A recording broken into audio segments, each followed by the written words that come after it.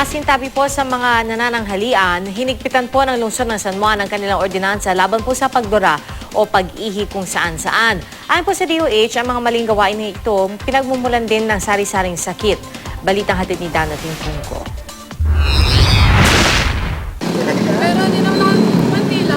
3 taon na nakalilipas pero nandidiri pa rin si Judy Ann sa tuwing naaalala niya nang minsan aksidente siyang maduraan habang pauwi dito sa San Juan galing Quezon City. Siyempre nagulat ako siya kanandire. Hindi naman daw talaga nasa pole ang braso ni Judy Ann pero katakot-takot na hugas pa rin daw ang ginawa niya pag uwi. Natalsikan pero yak padiri. Saan natalsikan? Dito sa ganito.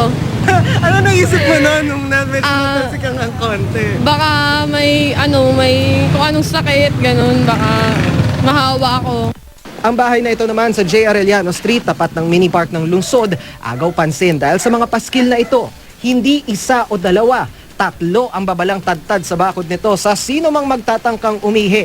Paano ba naman kasi ang bahaging ito ng bakod nilumot na? Hindi ng ulan o baha, kundi ng ihi. Madalas kasi may umiihi dito sa amin pag dumadaan dito umiihi kasi medyo ilang na lugar kaya dito sila umiihi kaya lagyan namin ng bawal umiihi. Kasi minsan matigas na talaga ulo nila kaya lagyan na lang ng 1982 pa nakatira rito si Namang Alfred pero nang dumami ang tao sa kanila, siya rin daw pagdami ng mga pasaway. Nung nilagyan namin medyo nabawasan, wala na masyado.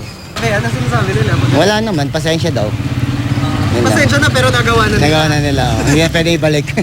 1999 pa may ordinansa ang lungsod ng San Juan na nagbabawal sa pagdura, pagsuka o paghihi sa kalsada. Noong October 2010, muling ipinasa ng Sangguniang Panlunsod ang Ordinance 28. Dito, mauhuling dumudura, dumudumi, sumusuka o umiihi sa kalsada, pagmumultahin ng 500 piso sa unang beses. Pero 30 araw na kulong na pag naulit pa.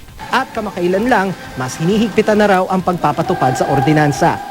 Kung tutusin, hindi na bago sa pandinig ng marami ang mga ganitong ordinansa. Sa datos ng GMA News Research, may mga katulad ding ordinansang nagbabawal sa pagdura, pag-ihi o pagdumi sa Quezon City, Marikina at Makati. At nitong Hulyo lang, inihain sa Kamara ni AVE Party List Representative Eulogio Magsaysay ang House Bill 299 o Anti-Spitting Act kung saan mas mabigat na multa at mas matagal na kulong ang hinihingi sa mga pasaway. Paliwanag ng DOH, bukod sa dugyot, maaari pang pagmula ng respiratory tract infections ang dura tulad ng tuberculosis at trangkaso.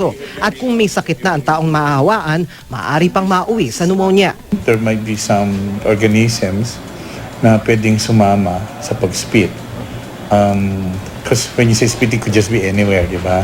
And of course, when you spit, doesn't have to be like, tumama ba ito sa lupa kaagad? Ang mga tulad ni na Alfred at Judy Ann natutuwa man sa mga ganitong ordinansa at panukala, napapaisip din daw minsan.